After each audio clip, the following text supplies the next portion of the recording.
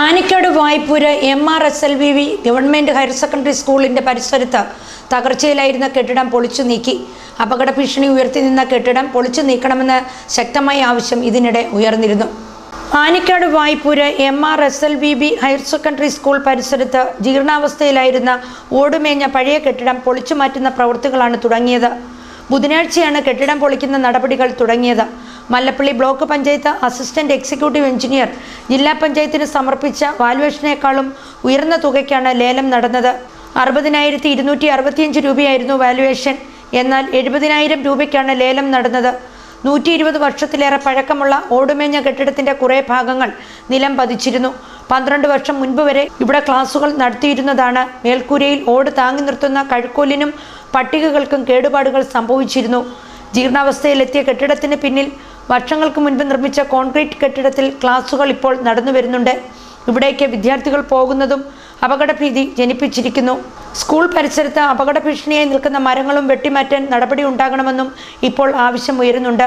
ജീർണാവസ്ഥയിലായ കെട്ടിടം പൊളിച്ചു നീക്കണമെന്നാവശ്യപ്പെട്ട് Kerala Congress senior general secretary കുഞ്ഞോശിപ്പോളിന്റെ നേതൃത്വത്തിൽ കേരള കോൺഗ്രസ് പ്രവർത്തകർ സമരം നടത്തിയിരുന്നു. കോട്ടയത്തെ മെഡിക്കൽ കോളേജിൽ പൊളിക്കണമെന്ന് പറഞ്ഞ ഒരു കെട്ടിടം തകർന്ന് ബിന്ദു എന്ന് പറയുന്ന ഒരു വീട്ടമ്മ മരിച്ച സാഹചര്യത്തിലാണ് ഞങ്ങൾ ഇതുപോലെ ഒരു സമരം അവിടെ ആവിഷ്കരിച്ചത്.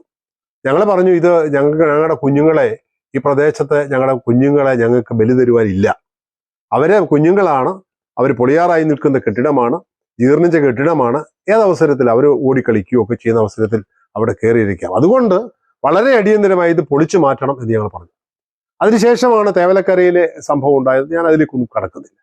പക്ഷെങ്കിൽ ആ കെട്ടിടം പൊളിക്കാൻ ഞങ്ങൾ പറഞ്ഞപ്പോൾ ചില ആളുകൾ അവരുടെ ഫേസ്ബുക്ക് കുറിപ്പിടുകയും ഇത് തീരുമാനമായതാണെന്ന് പറയുകയും എന്താ നിങ്ങൾക്ക് ഇത്ര കുഴപ്പമെന്ന് പറയുകയും CPM ചില ആളുകൾ ഞങ്ങൾക്ക് വളരെ വളരെ ദുഃഖം തോന്നി. അന്ന് ആനിക്കാട് പഞ്ചായത്ത് ഓഫീസിൽ വന്നിട്ട് അവിടെ വന്നിട്ട് നിങ്ങൾ അവിടെ സമരം ചെയ്താൽ ഞങ്ങൾ ഇവിടെ വന്ന് സമരം ചെയ്തും എന്ന് ഞങ്ങളുടെ ചില അംഗങ്ങളോട് പറയുന്നത് കേട്ടപ്പോൾ ഞങ്ങൾക്ക് വളരെ സങ്കടം തോന്നി. പക്ഷെ ഇപ്പൊ ആ കെട്ടിടം പൊളിച്ചു മാറ്റി ഞങ്ങൾക്ക് അതിന്റെ ക്രെഡിറ്റ് ആര് വേണേലും എടുത്തോട്ടെ. അതിന്റെ ക്രെഡിറ്റ് ഞങ്ങൾക്ക് പ്രത്യേകിച്ച് ഞങ്ങൾക്ക് ക്രെഡിറ്റ് ഒന്നും വേണം. പക്ഷെങ്കിൽ ഞങ്ങൾ ഉന്നയിച്ച ഒരു കാര്യം അതൊരു വലിയ വിപത്തായിരുന്നു, ആശങ്കപ്പെടുത്തുന്ന അപകടമുണ്ടാക്കുന്ന ഒരു വലിയ വിപത്തായിരുന്നു. അതിൽ നിന്നും ഏതായാലും അവിടുത്തെ കുഞ്ഞുങ്ങൾ രക്ഷപ്പെട്ടു എന്നുള്ളതിൽ ഞങ്ങൾക്ക് ഏറെ സന്തോഷവും ചാരിതാർത്ഥ്യവും ഉണ്ട്.